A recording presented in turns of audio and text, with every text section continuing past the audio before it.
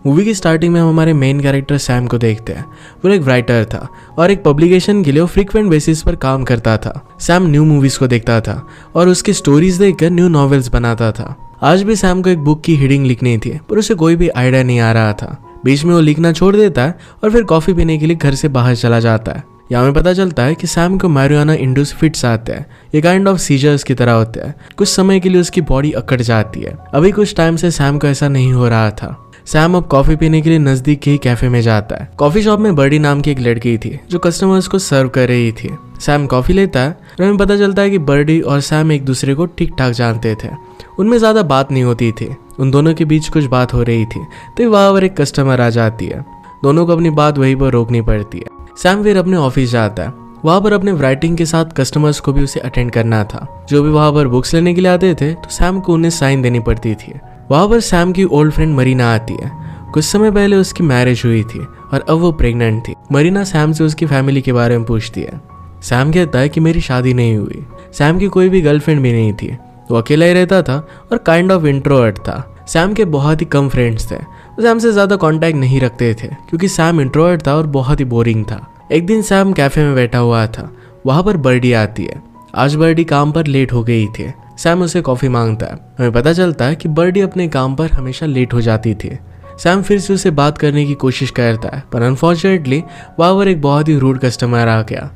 उसे अटेंड करने की वजह से बर्डी उससे दूर चली गई। एक दिन सैम फिर सही कॉफी के लिए गया पर वहां पर बर्डी नहीं थी। उसके नाम पर जेराल्ड नाम का आदमी था जो कैफे को अब संभाल रहा था। सैम उससे पूछता है कि बर्डी कहाँ पर है। वो कहता है कि बर्डी को फायर कर दिया गया है। उसे बहुत ही रूडली बात कर रहा था। कहता है कि बर्डी हमेशा लेट आती थी, इसी वजह से काम से उसे निकाल दिया गया। सारी बातें फिर सैम अपने फ्रेंड्स एलियट को बताता है कि वो फिर से कैफे गया था और आज उसे बर्डी नहीं मिली। एलियट उसे कहता है कि तुम्हें उसे फेसबुक पर सर्च करना चाहिए। यह आइडिया सैम को अच्छा लगा। वो बर्डी को फेसबुक पर ढूंढ लेता है। सैम बर्डी को बहुत टाइम से लाइक करता था पर वो इंट्रोवर्ट था और इसी वजह से उससे कुछ बात नहीं कर पाता था। वो बर्डी की प्रोफाइल को देखने लग गया। वहां से उसे पता चलता है कि बर्डी को गिटार बजाने वाले लड़के बहुत अच्छे लगते हैं। सैम फिर गिटार सीखने का डिसाइड करता है। नेक्स्ट डे सैम गिटार सीखने के लिए जाता है तो वहां पर जो गिटार सिखा रहे थे वो कुछ नोट्स प्ले करते हैं। सैम भी इस नोट्स को प्ले करने की कोशिश करता है। सैम को थोड़ा सा भी आ नहीं रहा था। टीचर समझ जाते हैं कि सैम को गिटार बजाने में कोई भी इंटरेस्ट नहीं है। उसे पूछते हैं कि तुम ये सब सीख क्यों रहे हो। क्या तुम्हें पैसा चाहिए या फेम चाहिए या फिर तुम किसी लड़की के लिए कर रहे हो। सैम कहता है कि मैं एक लड़की को इम्प्रेस करने के लिए कह रहा हूँ। टीचर उसे कहते हैं कि तुम्हारा मोटिवेशन ऐसा नहीं होना चाहिए। तुम्हें एक्चुअल पे गिटार पर फोकस करना चाहिए। सैम फिर से बर्डी की प्रोफाइल को सर्व करता है। उसे पता चलता है कि बर्डी को बहुत सारी चीज़ों में इंटरेस्ट है। बर्डी को इवोल्यूशन की बुक्स में इंटरेस्ट था तो सैम भी लाइब्रेरी जाकर इवोल्यूशन की बहुत सारी बुक्स पढ़ने लगता है। बर्डी को फ्रेंच कुजीन अच्छी लगती थी तो सैम वो भी सीखने लग जाता है। सैम बहुत बार कैफे में जाया करता था क्योंकि उसे लगता था कि शायद बर्डी उसे वहां पर फिर से दिख जाए। बर्डी कभी भी वहां पर आती ही नहीं। जेराल्ड भी सैम को नोटिस करने लग गया था। सैम को यह भी पता चलता है कि बर्डी को जूडो पसंद है। फिर वो जाकर जूडो भी सीखने लग गया पर इसमें वो बहुत मार खाता है। बर्डी को जो म्यूजिक पसंद था इसकी सीडी भी उसने ऑर्डर की और वो सब कुछ सुनता है। एक दिन जब वो ऐसे ही कैफे में बैठा था तो बर्डी अपनी सैलरी लेने के लिए आई। जेराल्ड बर्डी को कहता है कि एक लड़का तुम्हारे बारे में पूछ रहा था और वो तुम्हारे पीछे ही है। सैम ये सुनकर छुप जाता है। बर्डी उसे देख नहीं पाती और फिर वहां से चली जाती है। सैम फिर पूरे दिन अपने कामों के साथ वो सारी स्किल्स सीखने की कोशिश करता है जो बर्डी को बहुत पसंद है। एलियट ये सब करते हुए उसे नोटिस करता है। एलियट उसे कहता है तुम्हें डायरेक्टली बर्डी को फेसबुक पर मैसेज करना चाहिए। सैम को आइडिया अच्छा लगा और कहता है कि मैं उसे मैसेज क्या करूंगा। सैम ने फिर बर्डी की फेसबुक प्रोफाइल पर एक न्यू पोस्ट देखी। इसमें वो एक कॉमेडी शो में जाने वाली थी। इसमें उसने बताया था कि कॉमेडी प्ले पर वो जाने वाली है। सैम भी फिर डिसाइड करता है कि वो भी वही प्ले देखने के लिए जाएगा। नेक्स्ट दिन हम सैम को थिएटर में बैठा हुआ देखते हैं। उसे वो प्ले बिल्कुल भी फनी नहीं लग रहा था पर बर्डी के लिए इस प्ले को एंजॉय करता है। प्ले खत्म होने के बाद सैम ने बर्डी को अप्रोच करने की कोशिश की पर बर्डी उसे कुछ भी रिप्लाई नहीं देती क्योंकि उसे वो सुनाई नहीं दे रहा था। वहां पर बहुत सारे लोग थे। बर्डी ने एक ड्रिंक बाय किया तो सैम भी वही ड्रिंक बाय करता है। बर्डी के जैसे ही ड्रिंक खोलने की वो कोशिश करता है पर उसके हाथ से ड्रिंक की बोतल नीचे गिर गई। सैम बहुत ही नर्वस था और इसी वजह से उसे गड़बड़ हो रही थी। ये सारी चीज़ें बर्डी नोटिस करती है। वो दोनों बात करने लग गए और बातों बातों में सैम अपने सारे हॉबीज इंटरेस्ट के बारे में बर्डी को बताने लगता है। ये सब कुछ झूठ था क्योंकि बर्डी के जो भी इंटरेस्ट है उसी के बारे में वो बात कर रहा था ताकि उससे इम्प्रेस्ड हो जाए। बर्डी उसकी बातों में इंटरेस्ट ले रही थी। तभी वहाँ पर प्ले की लीड आ जाती है और बर्डी सैम को उसे अप्रिशिएट करने के लिए कहती है। सैम को प्ले में थोड़ा सा भी इंटरेस्ट नहीं था, पर फिर भी वो कुछ भी बोलकर प्ले की तारीफ करने लग गया था। इससे सब कुछ बहुत ही ऑकवर्ड हो जाता है। सैम बर्डी से कहता है कि मैं तुम्हारे लिए डिनर बना सकता हूँ। ये देखकर बर्डी को बहुत ही अच्छा लगा और उसके साथ डिनर के लिए मान जाती है। अगले दिन सैम अपने घर को बहुत ही अच्छे से प्रिपेयर करता है ताकि बर्डी उसके रूम से भी इम्प्रेस्ड हो जाए। उसने बर्डी का बहुत टाइम तक वेट किया, पर वो वहाँ पर आई ही नहीं। थोड़ी देर में बर्डी उसे कॉल करती है, कहती कि मेरा एक्स टोनी इंजर्ड हो गया था और इसी वजह से उसे लेकर मैं हॉस्पिटल में आई हुई हूँ। वो कहती कि कल मैं बॉल रूम डांस अटेंड करने वाली हूँ। सैम कहता है कि मैं भी वहाँ पर तुम्हारे साथ आ सकता हूँ। इसके बाद नेक्स्ट डे सैम एक प्रॉपर ड्रेस में आता है। ये काइंड ऑफ सीनियर्स का डांस था और यहाँ पर कोई भी कंपटीशन नहीं था। वो दोनों फिर से बात करने लग गए। सैम वही चीज़ों के बारे में बात करता है जो बर्डी को बहुत अच्छी लगती थी। वो उसे कहता है कि मुझे जूडो बहुत पसंद है। बर्डी इस बात पर हंसने लग गई। सैम पूछता है कि हुआ क्या। बर्डी कहती है कि मेरे पेरेंट्स के डॉग का नाम जूडो है और वो मुझे बहुत पसंद है। इसी वजह से उसने अपने प्रोफाइल पर भी आई लव जूडो लिखा था। बेचारे सैम को बिना किसी रीजन की मार खाना पड़ा था। नेक्स्ट डे मॉर्निंग में हम देखते हैं कि सैम को पता चलता है कि बर्डी पेडिक्योर के लिए जा रही है। सैम भी उसके पीछे पीछे पेडिक्योर शॉप में चला जाता है क्योंकि उसे उसके साथ टाइम स्पेंड करना था। इसके बाद सैम बर्डी के साथ पार्क में भी जाता है। बर्डी फ्री में कपल्स के स्केच बना रही थी। सैम उससे पूछता है कि तुम फ्री में क्यों बना रही हो। बर्डी कहती है कि सक्सेस मेरे लिए एक मिथ है। मुझे जो पसंद है वही मैं हमेशा करना चाहती हूँ। यही उसके लिए एक रियल हैप्पीनेस था। स्केच करने के बाद वो दोनों घर जाने लगते हैं। बर्डी सैम को गाल पर किस करने की कोशिश करती है, पर गलती से उसे लिप पर किस कर लेती है। इसके बाद वो दोनों एक्चुअली किस करते हैं। वो दोनों एक दूसरे से बहुत अट्रैक्टेड थे।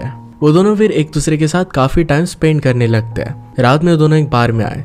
वहां पर बर्डी का एक्स टोनी भी आता है। टोनी ऐसे ही कभी कभी यहाँ पर कैजुअली गाना गाता रहता था। वो आज भी गाना गाने का डिसाइड करता है। बर्डी से उसे पता चला कि सैम को भी गिटार बजाना बहुत अच्छा लगता है। वो फिर सैम को इंसिस्ट करता है कि वो गिटार बजाए और वो खुद गाना गाएगा। सैम बहुत मना करने की कोशिश करता है, पर फिर भी गिटार बजाने के लिए उसे स्टेज पर आना ही पड़ा। तो सैम को तो एक्चुअल में गिटार बजाना आता नहीं था क्योंकि वो अभी भी सीख रहा था। जैसे ही गाना स्टार्ट होता है तो यहाँ से निकलने के लिए सैम ने गिटार की स्ट्रिंग को बहुत ही जोर से बजाया, जिससे वो टूट जाती है। वो प्रिटेंड करता है कि उससे गलती से टूट गई। इसके बाद वो अपनी सीट पर जाकर बैठ गया। बर्डी और वो यहाँ पर बहुत अच्छा सा टाइम स्पेंड करते हैं। इसके बाद वो दोनों घर आ गए। वो दोनों ही बहुत ही रोमांटिक मूड में थे। तभी वहाँ पर एलियट और उसकी गर्लफ्रेंड आ गई। वो चारों मिलकर फिर एक ट्रिप पर जाने का प्लान बनाते हैं। एलियट की गर्लफ्रेंड बर्डी को घर ड्रॉप करने के लिए चली गई। ट्रिप पर सब लोग अपने बारे में और बता रहे थे। बर्डी बताती है कि उसके पेरेंट्स हमेशा से हिपीज थे, इसी वजह से उसका बहुत ही वियर्ड सा नाम बर्डी रखा। कुछ देर बाद सब लोग स्मोक करने लग गए। सैम स्मोक नहीं करता था। एलियट सैम के पास आकर स्मोक करने लगती है और इसी वजह से सैम की हार्ट बीट बढ़ गई। सडनली उसे पैनिक अटैक आने लग गया। मूवी की स्टार्टिंग में जिस तरीके से उसे अटैक आया था उसी टाइप का अटैक था। सैम को किसी के सामने अपनी कंडीशन रिवील नहीं करनी थी। वो फिर बड़ी बड़ी सांस लेना शुरू करता है। वो जिस कॉर्नर में खड़ा था वहां पर एलियट की गर्लफ्रेंड भी थी। वो सैम से उसके पैनिक का रीजन पूछती है। सैम कहता है कि मुझे स्मोकिंग से प्रॉब्लम है। उसे लगता है कि अगर बर्डी को पता चला कि स्मोकिंग से उसे प्रॉब्लम है तो शायद बर्डी उसे छोड़कर चली जाएगी। एलियट की गर्लफ्रेंड कहती है कि ऐसा नहीं होगा, तुम एक बहुत ही अच्छे लड़के हो और बर्डी तुम्हें कभी भी छोड़कर नहीं जाएगी। अब सैम फिर अपने पेरेंट्स के बारे में बर्डी को बताता है। कहता है कि वो एक दूसरे से अलग अलग हो गए थे। वो अभी भी उन पर नाराज था और इसी वजह से अपने मॉम से बात नहीं करता। बर्डी उसे सिंपथाइज करती है। वो दोनों किस करने लग गए और इसके बाद वो दोनों इंटीमेट हो जाते हैं। नेक्स्ट मॉर्निंग सैम अपने घर पर आता है, अपने नॉवेल पर फोकस करता है। वो एक न्यू स्टोरी लिख रहा था जो एक्चुअल में उसके और बर्डी के बीच में हुआ था।